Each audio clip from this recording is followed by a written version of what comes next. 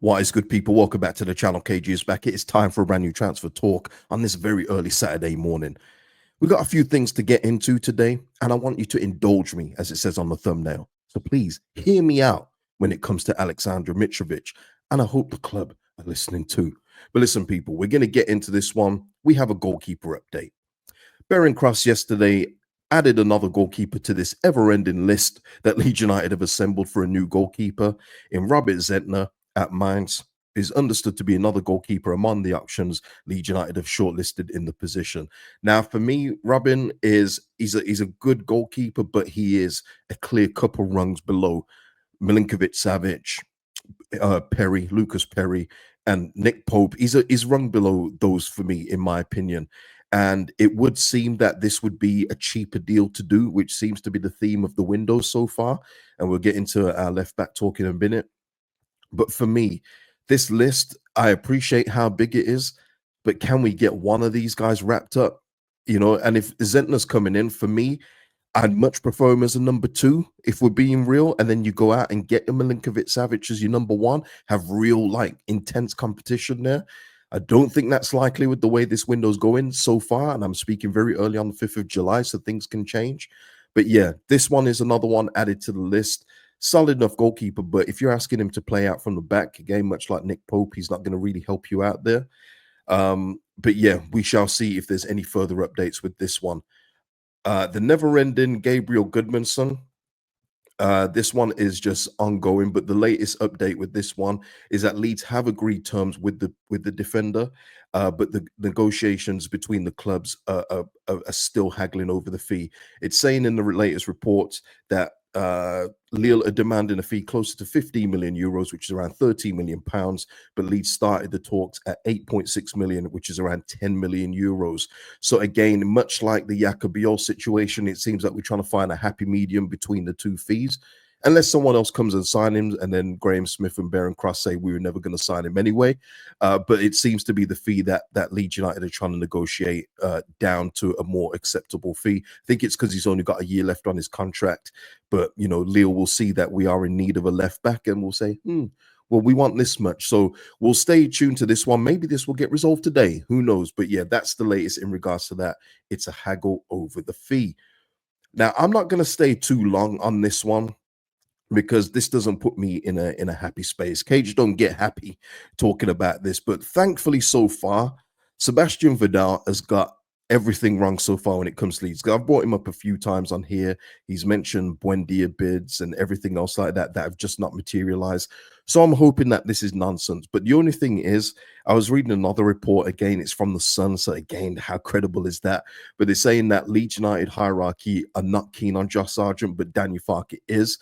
And the only thing that just makes you shudder with this one is that it could be true, because we've seen with Daniel Farke, even in this window, he has signed, I think he did try Metro before, but we know for sure he tried to sign Borna at Norwich City. 2 players he could easily have got Norwich City if they got promoted.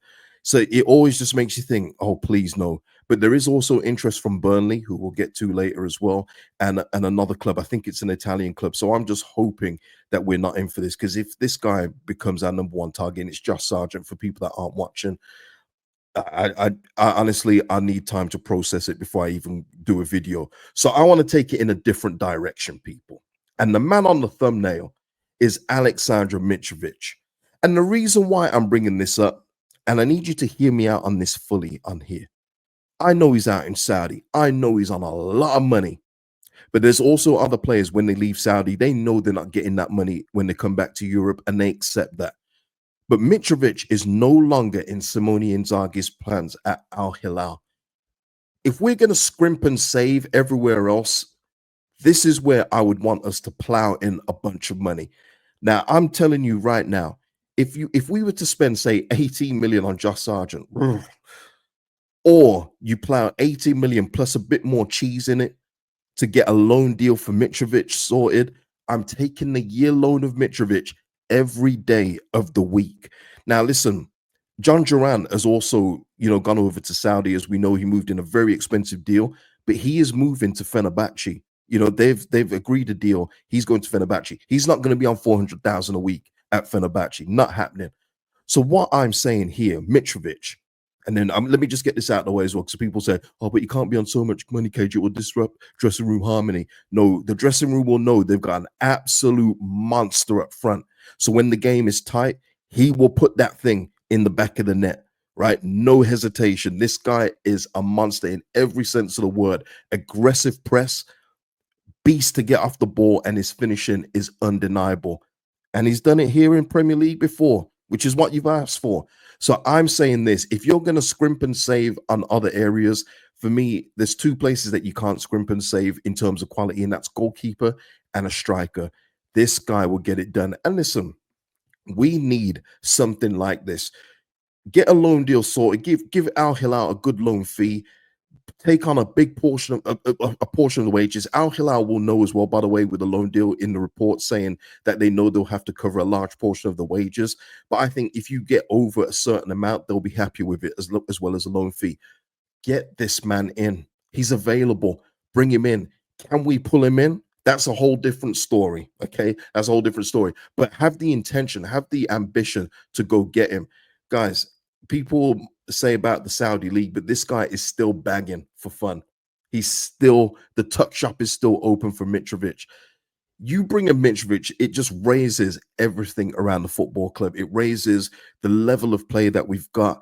For me, it makes me think of tight games that we're going to have near the bottom where he will be that difference maker to bag. And it just opens up a new avenue in terms of trying to attract a better player around him. I would just, I'm saying here, I know it's unlikely, people. I would love for Leeds United to be in this conversation to get Aleksander Mitrović, even if it's on loan, and then we'll sort out the striker issue next year. Maybe he comes on a permanent deal next summer at a more reasonable rate if he has a good time at Leeds United. Who knows? But it's said that Fulham are looking at bringing him back. Man United have got an interest, although we'll see how real that is. But get involved in this one, man. Mitrović, imagine that as a signing. But listen, people, that's just me taking the video in a direction that I want Leeds United's ambitions to be. Reality so far has said differently, but we didn't come up to the Premier League to be signing players that Norwich could have signed. We surely we didn't, right? So please, Leeds, show some ambition. If you're going to spend the money elsewhere on a big chunk, get Mitrović done. Because we go on to Rival Watch. And again, we're talking, and I'm going to bring up Sunderland in this video. They appear again, people, but Burnley have agreed a deal to sign Kyle Walker from Man City. Permanent move worth up to 5 million, and that's only if Walker plays 70% of the games and Burnley stay in the Premier League. So that means this move is an absolute discount. Now, people can say what they want about Kyle Walker being not the same player as he was a couple of years ago. That's true. That's why he's moved to Burnley. But that is still one hell of a coup for Burnley to get Kyle Walker in at right back. Yes, and again, manager is a draw because he played with him at Tottenham. So, they've got that relationship. He's got that understanding with Scott Parker. He's played with him before, so he knows him well. So that makes that move even easier for him too. But this is what I'm saying, man. Sunderland, Burnley seem to be getting these better deals done. And we've done one with Bijol. It's not feeling right at the moment, but there's still time. Of course, there's still time.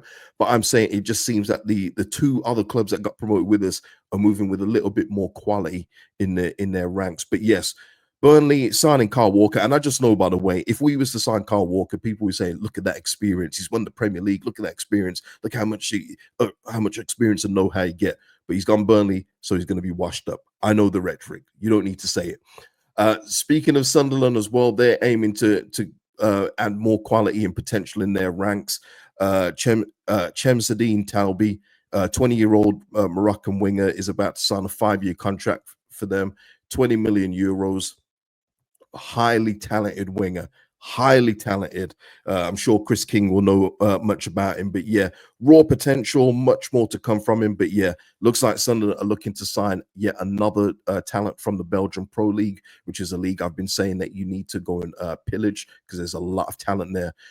And that's it with the Sunderland. But speaking of which, just to close out the video, one that was on my short list, as you know, left back Maxim De Cuyper, he's going to Brighton. So there you go. He's going there for 20 million euros fixed fee plus add-ons, and he's already done his medical.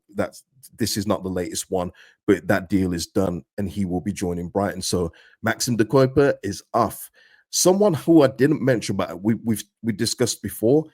Ajax received bid from Crystal Palace, and this is via David Ornstein, for Borna Sosa, the Croatian left back, and he's considered depth alongside Mitchell. My lord, he wouldn't be depth here; he'd be our first choice. Are we able to get in the Borna Sosa conversations? Just can we entice him to be a first team player at Leeds United? Are we looking there? Gabriel Gudmundsson, Alex Moreno, we've been long linked with these, but Borna Sosa, if he is available, I don't know what the price is, but can we have a talk? Can we talk like Tevin Campbell? But yeah, just want to say Borna Sosa is available. And lastly, just an update. I mean, imagine if we signed Josh Sargent and the Norwich City were the ones to sign the striker I've been coveting in Mathias Kvistgaarden. It's not Birmingham City that are after Kvistgaarden. It's Norwich.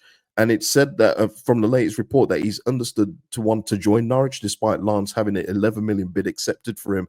And the other clubs monitoring his situation are Frankfurt, Rennes, Leipzig, and Bologna. A real good list of clubs there.